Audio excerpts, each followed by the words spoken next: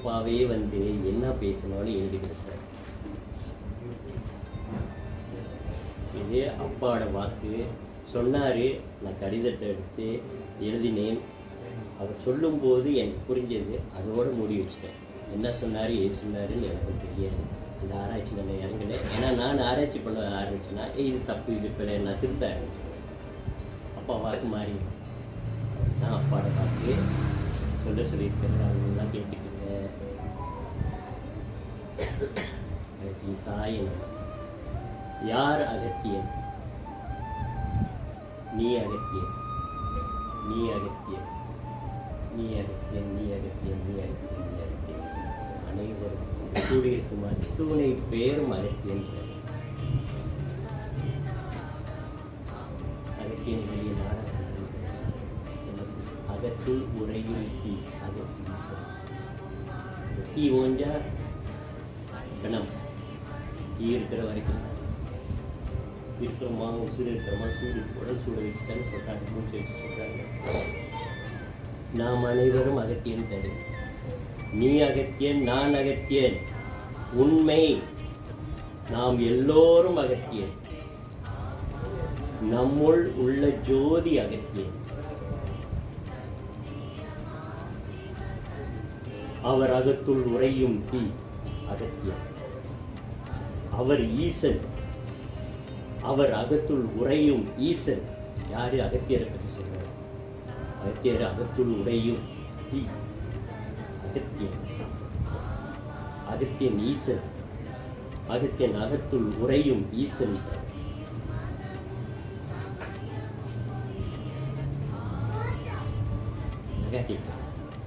சரி, நாம் தான் அகத்தியன். கேட்கிறாரு, ஏன் நாம் அவரை உணர்வதில்லை? ஏன் அகத்தியனை உணர்வதில்லை? ஏன் நாம் இதனை உணர்வதில்லை? ஏன் அகத்தியனை உணர்வதில்லை? சொல்லுங்க, உங்களுக்கு எட்டே சொல்லுங்க. சத்தமா சொல்லுங்க. இல்லை, அந்த கேள்வி பாருங்க. ஏன் நாம் அகத்தியனை உணர்வதில்லை? ஏன் நாம் அவரை உணர்வதில்லை? ஏன் நாம் இதனை உணர்வதில்லை? அதாவது நாம் அகத்தியன்னு ஏன் நம்மளால உணர முடியல? சண்முகம், நான் மகேஸ்வரி, நான் மகேந்திரன், இப்படி தான் போயிட்டு இருக்கு. நான் தந்தை, குழந்தை, பேரன், பேத்தி, தான் அப்படியே சொல்றாரு. நான் பக்குவம் அதனால்தான் உணரவில்லை. பக்குவம் அடைந்து விட்டால் நீ வேறு நான் வேறு இல்லை அப்படின்னு அந்த நிலைக்கு வரும். நீ நான், நானே நான், நீ சொல்றாங்க, அதெல்லாம் வந்துடும். நாம் பக்குவம் அடையவில்லை. நாம் ஆத்மா பக்குவம் அடைந்தால், ஆத்மா விஷயத்துக்கு நாம் ஆத்மா பக்குவம் அடைந்தால் நாம் இதனை உணர்வோம். இதெல்லாம் ஆத்மாவை தெரிஞ்சுக்கணும். அவர் வந்தாருன்னா இங்கே நம்மளை பார்த்துருது. நீங்கள் பெண்ணா, ஆனா, சிவப்பா, கருப்பா, முதியோரா, இல்லை இல்லை சின்ன சிறுவராக பார்த்து அவள் அந்த ஆத்மாவை தான் பார்க்குறேன். பேசுறது இந்த ஆத்மா பேசுகிறேன். கேள்வி கேட்குறதுலாம் நம்மளே நோக்கி இல்லை, நம்ம பதில் சொல்கிறோம், என்னமோ நம்மளே கேட்குற மாதிரி. ஆனால் அவர் அந்த ஆத்மாவை கேட்குறார். முதலில்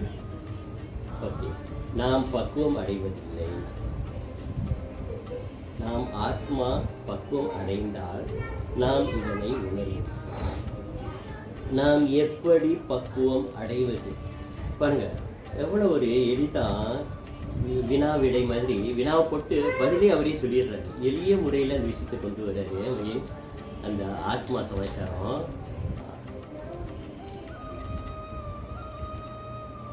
நாம் பக்குவம் அடையவில்லை. நாம் ஆத்மா பக்குவம் அடைந்தால் நாம் இதனை உணர்வோம். நாம் எப்படி பக்குவம் அடைவது? முதலில் இந்த பாதையில் பயணிக்க வேண்டும்ன்றே. இதுதான் திறவுகோள், சாவி. ஏன்னா இவங்க கடந்து வந்துட்டாங்க. சித்தர்களெல்லாம் நம்மளாட்டும்தான் குடும்பம், வாசல், வீடு, மனைன்னு இருந்தவங்க ஒரு காலகட்டத்தில் இறைவனால் ஈர்க்கப்பட்டு அந்த வழியில் சென்று நிறைய அனுபவத்தை சேகரித்து பாட்டாக எழுதி நமக்கு பொக்கிஷமாக வழங்கிட்டாங்க. ஆனால் எந்த பாட்டும் நமக்கு புரியாது. எனக்கு இன்ன வரைக்கும் சித்தர் பாட்டு புரியாது. இப்படி வந்தால் எளிமைப்படுத்தி சொன்னால் தான் நமக்கு புரியுது. ஸோ அவர் என்ன சொல்கிறாரு, நாம் எப்படி பக்குவம் அடைவது, முதலில் இந்த பாதையில் பயணிக்க வேண்டும். சித்தர் பாதை, சித்தர் நெறி. இது என்ன பாதை, எப்படி பயணிக்கிறதுனா சித்தர்கள் வசம் செய்யும் இடங்களுக்கு சென்று பார்த்தீங்கன்னா அதையும் சொல்கிறாரு. பல அற்புதங்களை கண்டு மகிழ்ந்து உணர்ந்து பின்னர் உணர்வுடன் நம்ம என்ன பண்ணுறோம் தெரியுமா, நம்ம செய்கிற தப்பே போகிறோம். எங்கேயா போகிறோம், ஊருக்கு மூட்டை கட்டிட்டு போகிறோம், எல்லாம் கோயிலும் பட்டியல் போட்டுறோம். இன்னோ கோயில் போகிறோம், ஒரு நாளைக்கு எத்தனை கோயில் கவர் பண்ண முடியுமோ எல்லாம் கவர் பண்ணிட்டு விட்டு பண்ணுறோம். கண்டோம் தரிசனம், கண்டோம் எல்லா கோயிலில் எல்லாம் தரிசனமும் பார்த்தோம். வந்து இங்கே போனாங்க, போனோம், அங்கே போனோம், எல்லாம் பேசுவோம். ஆனால் அவர் என்ன சொல்லுவார் பாருங்க, சித்தர்கள் வசம் செய்யும் இடங்களுக்கு சென்று பல அற்புதங்களை கண்டு, அதெல்லாம் கண்டிருக்கோம், மகிழ்ந்து ஆனந்தமாக இருந்தது, உணர்ந்து பின்னர் அவ்வுணர்வுடன் இல்லம் திருமணம்ன்றாரு. அந்த உணர்வு, அந்த அனுபவத்தை சுமந்து வரணும். நம்ம விட்டுடுறோம், மறந்துடுறோம். ரொம்ப பேர் தானே ஊருக்கு போனேன்னா ஆமாம் போனேன், ஏதோ ஒரு கோயில் ஞாபகம் வச்சுருக்க மாட்டாங்க. போகிறாங்க 1000 கோயில் எதுக்கு ஒன்னால ஒரு கோயில் கூட ஞாபகம் வச்சுக்க முடியல. போனப்பா சென்னையை தாண்டி ஒரு 30 கிலோமீட்டர் போகணும். அந்த சமயம் போனோம், நல்லா கொளுத்துற வெயில், இதெல்லாம் தெரியும். ஆனால் என்ன கோயில், என்ன சாமி இருந்தது தெரியும். இதைத்தான் சொல்கிறேன். அந்த உணர்வை அவ்வுணர்வுடன் இல்லம் திரும்பி அவர்களை நினைத்து நினைத்து உருகி பூஜிக்க வேண்டும். இப்போ அகத்தியம் யாரும் தெரியும், ஆனால் போயிட்டோம், எங்கள் அவசியம் பள்ளிக்கு போயிட்டோம். அது ஏதாவது ஒரு காட்சியோ அற்புதமோ நிகழ்த்துறாரு, அதை சுமந்துக்கிட்டு வந்து அதை நினச்சி பூஜிக்கும் போதெல்லாம் அப்பா நான் ஒரு அற்புதம் நமக்கு கிடைச்சது, அந்த ஒரு பாக்கியம் யாருக்கு கிடைக்கும். இந்த மாதிரி அவர் சொல்கிற அதை உணர்ந்து உணர்ந்து நினைந்து நினைந்து உருகி வள்ளலாரும் சொல்லுவார், நினைந்து நினைந்து நெகிழ்ந்து நெகிழ்ந்து கண்ணீர் மழுகி அதனால் மனது கரையணுமா. நமக்கு எத்தனை பேருக்கு அழுகிறோம் தெய்வத்துக்கு முன்னாடி,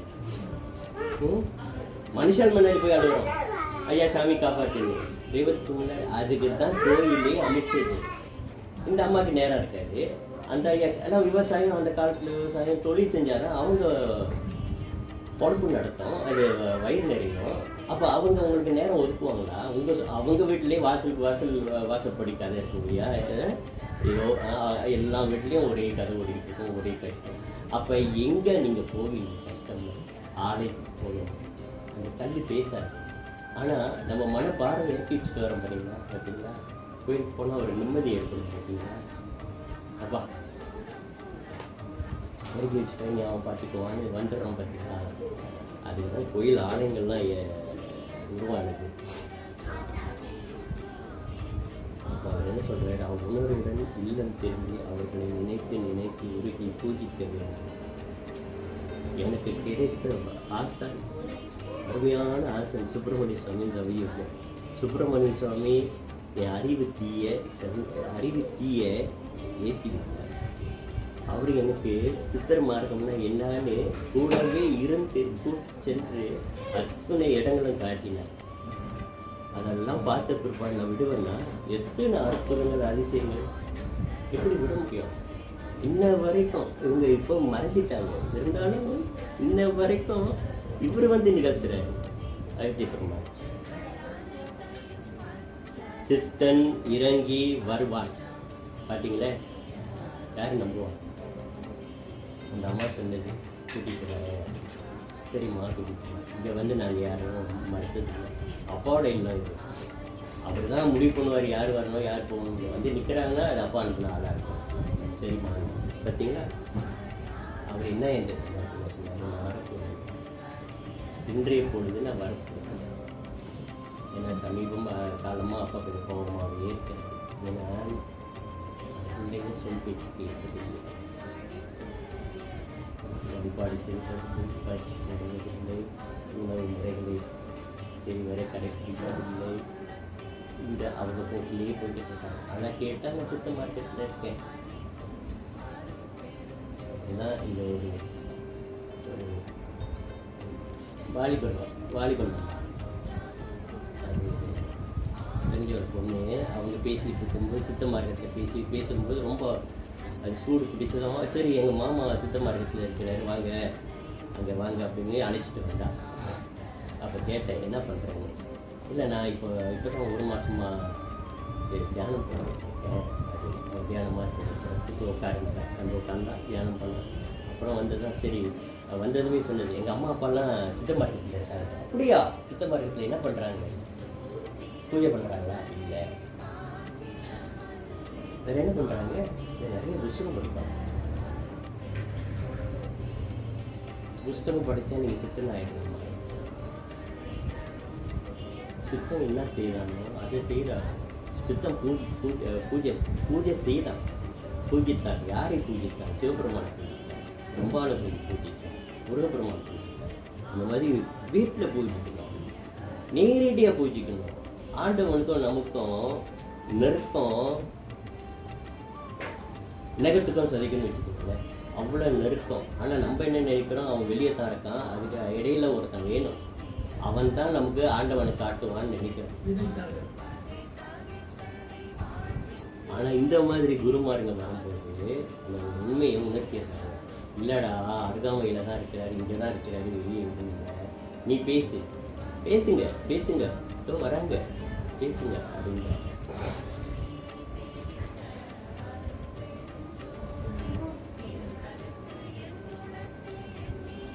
சித்தன் இறங்கி வருவான். பின் அவன் கட்டளைக்கு ஏற்ப நடந்து வந்தார். சொல்றது கேட்கணும்.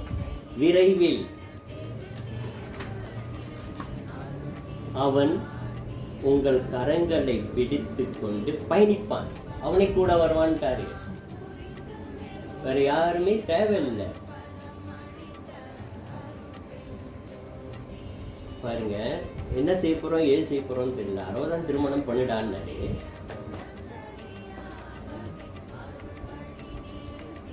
நான் சொன்னேன் எனக்கு 65 ஆச்சு. அப்போ 70 பண்ணுவான்னு வேடிக்கை சொன்னேன். அப்புறம் இல்லை இன்னைக்கு பண்ணினாரா, என்ன பண்ண போறோம்னு தெரியல, அதோட நிறுத்தினாரா. இன்னைக்கு பாருங்க, இன்னைக்கு என்ன நடந்தது நம்ம யோசிச்சு மாறலாம். ஏதோ ஏற்பாடு பண்ணோம், மாலை ஏற்பாடு பண்ணோம், மக்களெல்லாம் அழைச்சோம், இதெல்லாம் இப்படி பண்ணுவோம்னு ஒரு பிளான் பண்ணோம். ஆனால் பாருங்க, ஒரு திருமணத்தை நடத்தி வச்சுட்டு போயிட்டாருமா. எதிர்பார்த்த மாதிரி யாருக்கு திட்டம் தருது? உங்களுக்கெல்லாம் திட்டணும். அதனால தான் அவர் எங்களை உதாரணமாக இருக்க சொல்கிறார், 3 உதாரணம் மாதிரி. அப்போ உங்களுக்கும் அந்த எண்ணம் வரும், ஐயோ சாண்டையா திட்டியதை எங்களுக்கு திட்டாரா அப்படின்னு அந்த எண்ணம் வரணும்னு சொல்லிட்டா. இன்றைய ஒரு நாடகம் ஆடியதே லீலையே வர சொல்கிறார். அவன் உங்கள் கரங்களை பிடித்துக் கொண்டு பயணிப்பான். இப்போது பயணம் மாறிடுச்சு பார்த்தீங்களா. இப்பயணம் வெளி பயணம் அன்று உள் பயணம் ஆகும். சட்டம் வந்து இப்போ உங்களுக்குலாம் வெளி பயணம் தான். டக்குன்னு தாவிடாது, பசங்களாம் இருக்காங்க, அனாதையாயிடும். எல்லாம் கடந்து வந்ததான். ஐயாலாம் இறங்கலாம், தாராளமாக இறங்கலாம். நாங்கள் இறங்குறோம். எங்களுக்கு தான் ஒரு பொண்ணு தான் இருக்கா, மாப்பிள்ள இருக்கிறார். அங்கே ஏறோம், எல்லாமே மேரிட். எதுவா இல்லை பிரபாக்கு இப்பயே முடிச்சுக்கலாம் தான், மாலையை மாற்றிக்கலாம்.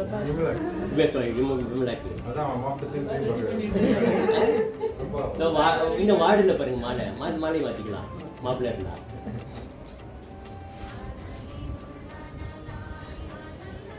எங்களுக்கு சொல்றாரு உள் பயணமாகும். அப்போ கூட சொன்னார், நீ ஆத்மா விசாரத்திலே உள் பயணத்திற்கு திறவுகோள் யோகம்.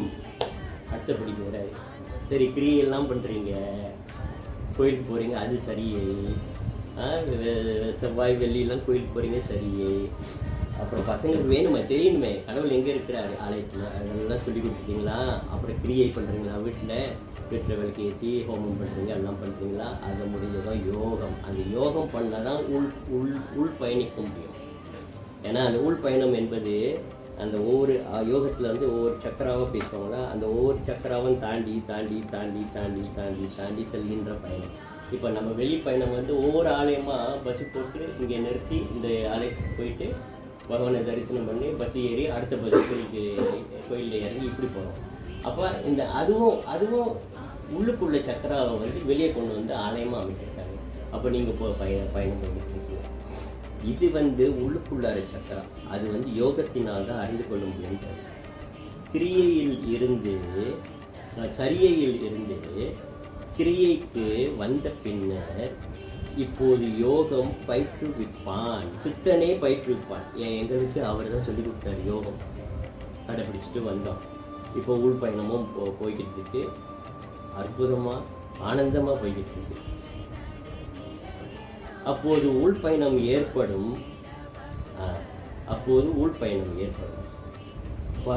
பல நிகழ்வினை காண்பீர். உள்ளுக்குள்ளார பலதான் நடக்கும். அது வந்து வார்த்தையால் விவரிக்க முடியாத வள்ளலாரே சொல்லுவார். நான் எப்படி சொல்லுவீங்க, உணர்வுகளை எப்படி சொல்லுவீங்க? ஒரு அளவு தான் வார்த்தையால் கோர்த்து ஒரு ஆங்கிலமோ தமிழ்லையோ முடியலன்னா வேறு மொழியிலையோ ஏதாவது சொல்லி தெரிவிக்க முடியும். அதையும் தாண்டி அது உள்ளுக்கு ஒரு தாக்கம், ஒரு ஏக்கம், அதெல்லாம் எப்படி வார்த்தையால் வர்ணிப்பீங்க? அது வந்து உணர்வுகளாக மாறும். பல நிகழ்வினை காண்பீர், பலதும் உணர்வில் புதிராகவும் இருக்கும். ஏன்னா புரியாது, ஏன்னா உங்களுக்கு அனுபவம் இருந்தால் தானே நீங்கள் சரி சம்பவம் நம்ம அதை பகிர்ந்து இதுதான் எனக்கும் நேர்ந்தது நம்ம வி கேன் ஷேர் நோட்ஸ் இல்லையா? யாருக்குமே அந்த அனுபவம் இல்லாத போது நீங்கள் இதில் ஏதோ நடக்குது, ஒரு எங்கே போய் ஒரு விசாரிப்பீங்க என்ன நடக்குது ஏது நடக்குதுன்னு. இவங்க இருந்தால் உயிரோடு இருந்தால், அதாவது இருக்காங்க ஆனால் நடமாடிக்கிட்டு தான் கேட்கலாம், சாமி என்ன நேருதுன்னு சொல்லுவாங்க. இல்லாத பட்சத்துக்கு இப்போ அவர் வராரு, எங்களுக்கெல்லாம் வந்து அடிக்கடி சொல்லுவார் இது தாண்டா நடக்குது. எப்போ நடக்கிறதுக்கு முன்னாடி சொல்ல மாட்டார், நடந்த பின்னர் அவதிப்பட்டு நோய்வாய்ப்பட்டு அதெல்லாம் கடந்த பின்னர் இது தாண்டா அந்த பயணம் உள்நோக்கி செல்கின்ற பயணம். இல்லை உணர்வுகள், இல்லை உணர்வுகளை பற்றி பேசுகிறாரு, மாற்றங்களை பற்றி பேசுகிறாரு நடந்த பின்னர். இல்லைன்னா முன்கூட்டியே சொல்லிட்டா எதிர்பார்ப்போம் எப்போ நடக்கும் நடக்கலன்னு கோவம் வந்துடும். நடத்தி என்ன வணங்கினேன்னு சொன்னார், 3 மாதத்துல நடக்கும்னு சொன்னார், ஒன்றுமே நடக்கலையே. பொய்யும் பித்தலாட்டம், சித்தம் வாக்கு பொய், நாடி நீச்சல், இது அருள் வாக்கு, ஞான வாக்கு பாரு நடக்கவே இது எதிர்பார்க்கலாம். அதனால நடந்துட்டுனார். ஆனால் உஷார்படுத்தும் அல்ல, அந்த வழிகளை காட்டுவார். புதியதாகவும் இருக்கும். இவ்வுள் பயணத்தை தொடர்ந்து வந்தால் ஒவ்வொரு சக்கரமாக சென்று பேசுகிறார், சக்கரத்தை பற்றி சக்கரமாக சென்று அடைந்து பின் இறுதியில் சஹஸ்ராவில் என்ன நடக்கும்னா தில்லை நடனத்தை காணலாம்ட்டாரு. இந்த உச்சந்தலையில் அப்படியே ஒரு சுழற்சி, ஒரு ஆட்டம். அது எப்படின்னா 1000 இதழ் தாமரைன்னு வாங்க, அதுதான் உதாரணம் சொல்லுவாங்க. அது 1000 இருக்கோ என்னமோ தெரியல, நம்ம எண்ணியதில்லை, யாரும் அது எண்ணி பார்த்ததில்லை. ஆனால் அது உதாரணம் சொல்லுவாங்க. அப்போ ஆனால் எனக்கு அந்த பாக்கியம் கொடுத்தேன். அந்த பயணிக்கும்போது இங்கே வந்து எப்படின்னா இவர் கொடுத்த பயிற்சியை போட்டப்ப 2007 பயிற்சி கொடுத்தாரு. உடனே நடக்காது, மறுநாள் நடக்காது, இதெல்லாம் நடக்காது. 2007 பயிற்சி போட்டேன். 2010 ஏதோ நேர்ந்தது எனக்கே தெரியல. நல்லா இடுப்பு பிடிச்சிக்கிச்சு, வலி, கட்டிலேருந்து பிடிச்சிக்கிட்டு தான் இறங்குவேன் ஏறுவேன். அதோட வண்டியை செலுத்திட்டு வேலைக்கு போவேன். இவங்கெல்லாம் முன்னாடி போயிடுவாங்க, நான் முன்னாடி காலை இழுத்துக்கிட்டு வருவேன். முதல்ல நடக்க முடியாமல் இருந்துச்சு, அப்புறம் நிற்க முடியாமல் இருந்துச்சு, அப்புறம் அமர முடியாமல் இருந்துச்சு, அப்புறம் படுக்க முடியாமல் இருந்துச்சு. நடு தூக்கத்தில் அந்த வலியில் சடார்னு ஏந்திரிச்சு அந்த வலி. அப்புறம் கிட்னியாக இருக்குமோ, இல்லை கிட்னி நல்லா இருக்குது. சரி, ஸ்லீப் டிஸ்ஸாக இருக்குமோ, இல்லை அதுவும் இல்லை. வேறு என்ன? அப்புறம் மெடிக்கலில் அதெல்லாம் செக் பண்ணி பார்த்தாச்சு, எதுவுமே இல்லை. அப்போ என்ன தொல்லை பண்ணுதுன்னா, அதுக்கு அப்புறம் தான் அப்பா வந்து சொல்கிறாரு, இல்லைடா இந்த மூலாதார சக்கரம் தட்டி இருக்குது, அதன் விளைவு இதை தானே மூலம் அந்த பீஸ், அதனால தானே. அப்புறம் போனேன், ஃபிசியோதெரப்பி போனேன். அவர் கொடுத்த வாத நாராயணன் சொன்னாருங்க, பிரண்ட தைலம் எல்லாம் கொடுப்பாரு. அப்புறம் உட்கொள்ள எல்லாம் கொடுத்தாரு. அதெல்லாம் கடைப்பிடிச்சிட்டு ஃபிசியோதெரப்பி செய்தேன். 2010 அப்புறம் 11, 12, 2.5 வருஷம் இப்படி போய் வந்துக்கிட்டு இருந்தேன்னா, வேலைக்கும் போய்கிட்டு இருந்தேன்.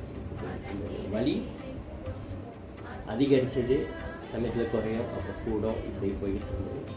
அது இதெல்லாம் அவங்களாம் மேஜிக் செய்ய மாட்டாங்கம்மா, மேஜிக் செய்ய மாட்டாங்க. அதாவது வந்து உடனே குணப்படுத்துறதுனா அது வந்து நம்ம உண்மையிலே ஏதோ ஒரு தெய்வீக பிறவியாக இருக்கும். நம்மலாம் பாவம் முட்டி சுமந்துட்டு வந்திருக்கிற இடத்துல படிப்படியாக கொஞ்சம் கொஞ்சமாக தான் பாவத்தை கழிச்சிட்டு அப்புறம் வைத்தியம் பார்த்து இதெல்லாம் நேரம். அது 2010, 11, 12 சரிங்களா.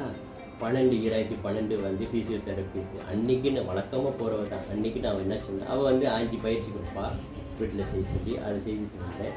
அப்புறம் வந்து ஹீட் தெரப்பி கொடுப்பாங்க, அப்புறம் எலக்ட்ரிக்கல் சார்ஜஸ் கொடுப்பாங்க. இதே தான் ஓடிக்கிட்டு இருந்ததா.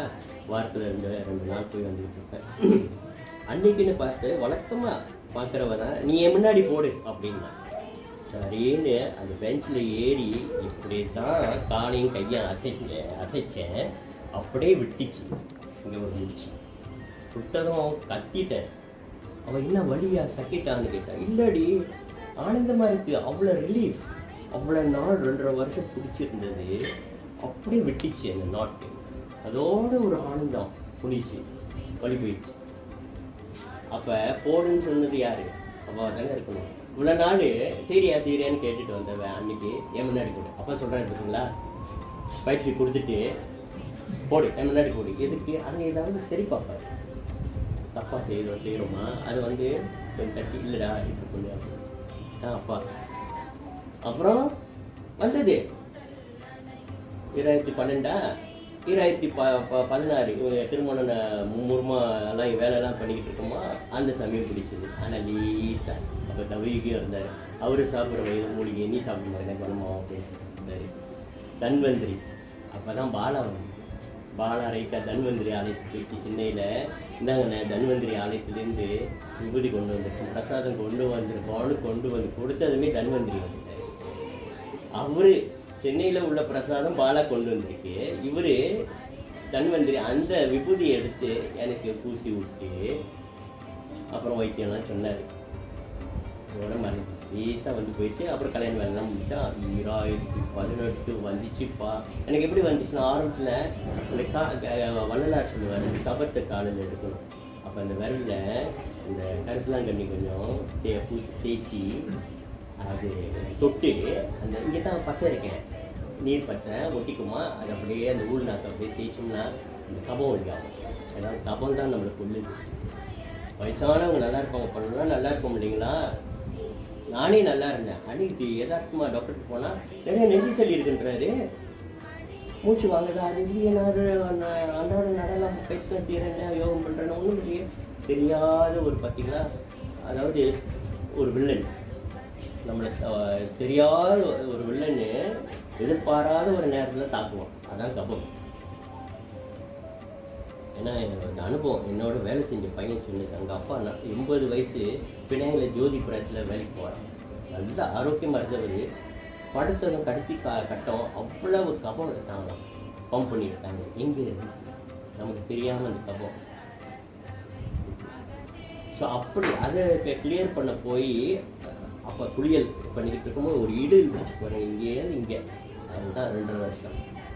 2018 எல்லாம் பொருட்கள்லாம் வாங்கிட்டீங்க தான் வீதியை தாண்டுற தும்மல் வந்துச்சு. அச்சும்னா முடிச்சு மறுபடியும் அதுக்கு முருகப்பெருமான் தான் வந்தார். அவ்வளோ கஷ்டப்பட்டேன் அந்த சமயம். அப்போ வந்து இங்கே நாடி கரணிபாலன் சொல்லிட்டு அவர் இருந்தார். அவர் கேட்டிருக்கிறாரு, உத்தரவு கொடுத்தா நான் வரேன், வீட்டுக்கு வந்து நாடி பார்க்குறேன்னு வந்தாங்க. கொட்டுற மலையில் வந்தாங்க. வந்துட்டு அவர் நாடியை புரட்டுறாரு. இங்கே வந்து முருகப்பெருமான் வந்து எனக்கு வைத்தியம் கொடுக்குறாரு. மயில் ரேகை கொண்டு அருட்பெருஞ்சோதி மந்திரத்தை நீரில் உச்சரிக்க சொல்லி அதை குடிக்க சொல்லி அங்கே நாடியில் முருகப்பெருமான் சொல்கிறாரு, நான் தான் வந்திருக்கேன், வைத்தியம் பார்க்குறேன், அது என்ன ஏதுன்னு. அதாவது ஒரு என்ன சொல்கிறது, இப்போ அவங்க வந்து வந்தார் போனார் அந்த சொல்கிறாங்க இந்த வானொலியில், இதோ இங்கே வந்துட்டார், இனி அங்கே போவார், அந்த மாதிரி இவர் சொல்லிக்கிட்டு இருக்கிறார். நாடியில் முருகப்பெருமான் இங்கே வேலை நடந்தது. அதுக்கப்புறம் வைத்தியம்லாம் சொன்னார். பார்த்தீங்களா, கூட யார் கேட்டாங்க, நம்பினார் கெடுவதில்லை, கடைசி வரைக்கும் நம்புவோம், அது விட்டுறாதீங்க. வரும் இந்த மாதிரி சோதனைலாம் வரும். நமக்கு வந்து இந்த அகத்தியனாவது சித்தனாவது வேண்டாம் சாமின்னு தூக்கி போட்டுட்டு போகணும். ஆனால் உங்களை உண்மையிலே பாராட்டு. இவங்களா உங்கள் சூழ்நிலையில் இருந்த நானே தூக்கி போட்டு போயிட்டேன். எத்தனை பேர் தெரியுமா அந்த மாதிரி ஒருத்தர். அப்போ அப்படிதான்மா தெய்வம், நான் என் தெய்வத்தை கோச்சிக்கிட்டேன். 14 வருஷம் விலகி இருந்தேன். ஏன் கோச்சிக்க மாட்டோம் சொல்லுங்க. சொந்தத்தில் உள்ள அவர் அம்மா கிட்டவனில் இருந்து மாரியம்மன் கோயிலில் போயிட்டு சாமி கும்பிட்டுட்டு அங்கே தான் அந்த கோயிலெலாம் ரொம்ப தூரத்தில் இருக்கும், உள்ளுக்கு இருக்கும். அப்புறம் தென்னை மரமெல்லாம் இருக்கும். அப்புறம் ஒரு பாதை மாதிரி வந்தால் தான் மெயின் ரோடு சாலையிலையா டேக்ஸி எடுக்கிறதுக்காக இந்த டேக்ஸி என்ன பண்ணுங்க நிப்பாட்டி இந்த பக்கம் வரலாம், அந்த பக்கம் வந்து டேக்ஸி நிப்பாட்டினதும் இவங்க ரோடு தாண்டி ஆகணுமா போனாங்க. ஒரே அடி ஆன் த ஸ்பாட் இறந்துட்டாங்க. என்ன சொல்லுவீங்க? இப்போ தான் கையெடுத்து கும்பிட்டு முருகா அம்மா தாயே என்னை காப்பாற்று, குடும்பத்தை காப்பாற்று பிரார்த்தனை போட்டவங்க அடுத்த நிமிஷம் உயிர் போச்சுன்னா நீங்கள் நம்புவீங்களா? நம்ப மாட்டீங்க. ஆனால் அவர் விட்டார். ஏன்னா அவர் நேவியில் இருந்தார், என்னோட விட்டார். தெய்வம் ஆகும், மனைவி காப்பாற்று தான் முடிச்சு. ஏன்னா நான் வீட்டில் பூட்டி பண்ணுவோம் பெஸ்லர் காலையில் தெய்வம் நல்லது என்ன செய்யணும், ஏன் தெய்வம் திரும்ப பண்ணுங்க நல்லது என்ன செய்யணும். தெய்வம் நிறைய சமூகம் பார்க்கும்போது எனக்கு தெய்வம் இருக்கா இல்லையா அப்படின்னு சந்தேகம் வரும்போது இந்த ஒரு குழப்பம்னு வந்துட்டா எங்கே பிடிச்சி பிடிச்சிரும் பைத்தியக்காரனாக இன்னும் தெளிவா ஆரம்பிச்சிருவான்னு சொல்லிட்டு சிவபெருமான் அருமையான ஒரு கனவு வந்து சிவபெருமான் இந்த கனவுல வந்து பார்த்துருப்பீங்க. வடநாட்டில் நான் மாப்பிள் சிவபெருமான் அதே இருந்தாரா, அதே ஒரு புன்முறுவல். அப்புறம் கண்ணை திறந்தாரு. அதுக்கப்புறம் ஜோதி தான். என்ன தெரியுமா அசரீதியா சொல்கிறாரு, உன் கேள்வியெல்லாம் புப்பாடி வச்சுருக்காரு. ரொம்ப கேள்வி கேட்குறாரு, படி கிடைக்காது சொல்லி அனுபவம் தான் உனக்கு இருக்கும் அப்படின்றாரு. ஆனால் அவர் சொன்ன விஷயம் ஒன்று தான். இப்போ நான் இவ்வளோ பேசுகிறேன், ஆனால் அன்றைக்கி சொன்னது உன் கேள்வியை புப்பாடி வச்சுருக்கேன். 14 வருஷம் அதை தள்ளி போட்டுட்டு திருமணம் பண்ணேன், குடும்பத்தை பார்த்தேன், எல்லாம் பார்த்து முடிச்சுட்டு அப்புறம் 2001 மறுபடி எழுதிக்கிட்டார். 2002 நாடி பார்த்து இப்போ பயணிக்கிறாங்க. காரணத்தோடு அவங்க வந்து நம்மளை மகனை கூட தடுத்து வச்சார். ரொம்ப மும்முரமாக ஈடுபடாதன்னு. ஏன்னா சின்ன குழந்தைகள் இருக்குமா, நீ சிவான்னு போயிட்டோன்னா அதுங்களை யாரை பார்த்துக்குவா. அவர் நியாயமான குரு. அதெல்லாம் முடிச்சுட்டு வான்னு தான் சொல்கிறாரு. அதெல்லாம் சொல்லுவார், அதெல்லாம் முடிச்சுட்டு வா. அம்மா இருக்காங்கன்னா அந்த கடமையை பாரு, அப்பா இருக்காங்கன்னா அந்த கடமை, மனைவி இருக்காங்கன்னா அந்த கடமையை பாரு. இது சிறப்பு என்னன்னா கணவன் மனைவி ஒரே பாதையில் ஒரே சிந்தனையாக இருந்து செயல்படுறது எவ்வளோ சிறப்பு. எத்தனை பேர் அந்த இருப்பாங்க. இதெல்லாம் ஒப்பா ஓய்யோ அதிர்ஷ்டசாலி. ஏன்னா ஒருத்தர் நான் இந்த சாமியை வழிபாடு பண்ணுறேன், நான் அந்த குரு வழிபாடு பண்ணுறேன்னு இப்படியே திசை மாதிரி போகிற நிறைய இருக்குது பார்த்துருக்கோம் இல்லைங்களா. அது இணைஞ்சி ஒரு நிகழ்ச்சியில் ஒரு வீட்டு பூஜையோ ஒரு கூட்டு பிரார்த்தனையோ அமரம் போயிடுவாங்க. ஏன்னா அவங்களோட அந்த மாதிரி அது போயிட்டு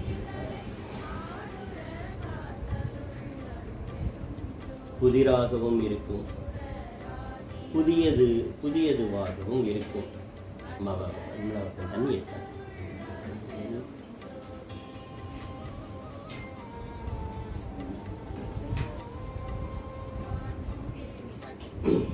தண்ணி சாப்பிடுங்க. ஐயோ பாட்டி வச்சுட்டு நான் பாட்டு பேசிக்கிட்டு இருக்கேன். பசி இல்லையா உங்களுக்குலாம்?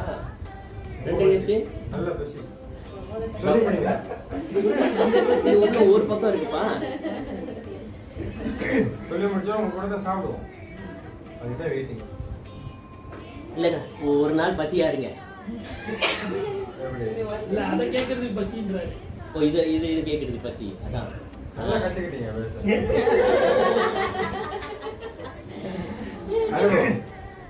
அடிக்கடி இங்க பாப்பா பாருங்க, உங்களுக்கு வயிற்று பசி முக்கியம், அவருக்கு ஞான பசியை நாடி வந்திருக்கிறாரு. தனஞ்சயன் யாருன்னு பாத்தீங்களா? ஞான பசியை நாடி வந்திருக்காரு. சரி, நான் விளக்க சொல்ல போறது ஏன் கதை ஓட்ட போறது இல்லை, அவர் ஓட்டிடுறேன். உள் பயணத்தை தொடர்ந்து வந்தால் ஒவ்வொரு சக்கரமாக சென்று அடைந்து பின் இறுதியில் சாஸ்திராவில் தில்லை நடனத்தை காணலாம். என் நேரமும் தர் அங்கு 1000 தாள் மலர் விரிந்து கொண்டே செல்லுமா. அருட்ஜோதி அங்கு வந்து உறையும். பார்த்தீங்களா, அருட்ஜோதி வந்து இறங்கும், அங்க வந்து உறையும். பின் அதன் பிரகாசம் உட்சென்று பாருங்க, பின் அதன் பிரகாசம் உட்சென்று வெளியிலிருந்து வந்து உட்சென்று எப்படி குண்டலினி இன்னைக்கு தான் பேசுறாரு. குண்டலினி இவ்வளவு நாள் அப்பா பேசுறதே இல்லை. எப்படி குண்டலினி ஒவ்வொரு சக்கரமாக மேலே சென்றதோ அதுபோல் இது அருட்ஜோதி அங்கு இங்க வந்து உறையும். பின் அதன் பிரகாசம் உள் சென்று கழிவுகளை விலக்கி தூய்மை செய்து